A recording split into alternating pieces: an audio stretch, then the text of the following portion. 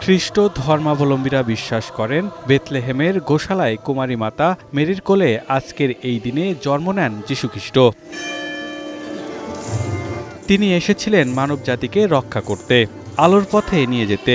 বলেছিলেন পাপীকে নয়, পাপকে ঘৃণা করতে। খ্রিস্ট ধর্মাবলম্বীদের সবচেয়ে বড় ধর্মীয় উৎসবের এই দিনে রাজধানীর গির্জায় গির্জায় প্রার্থনার মধ্য দিয়ে শুরু হয় দিনের কর্মসূচি। তেজগাঁও গির্জাসহ রাজধানীর অন্যান্য গির্জাগুলোতেও আয়োজন করা হয় বিশেষ প্রার্থনার। ঈশ্বররূপে তিনি যুগে যুগে বিরাজমান। প্রার্থনা আর গানের মধ্য দিয়ে সব ধর্মবর্ণ নির্বিশেষে সব মানুষকে আহ্বান জানানো হয় ভালোবাসার মেলবন্ধনে আবদ্ধ হওয়ার জন্য। প্রভু যীশু খ্রিস্টের জন্ম প্রতি বছর আরো বেশি করে, যাতে আমরা মানবতা বোধ সম্পন্ন মানুষ অন্যের প্রতি দরদ এবং ভালোবাসা দেখাতে পারি।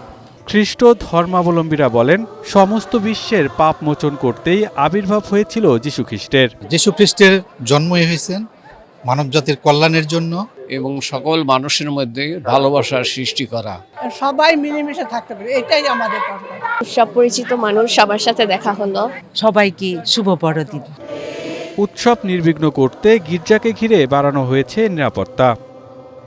পিয়াস মাহমুদ, বৈশাখী সংবাদ, ঢাকা।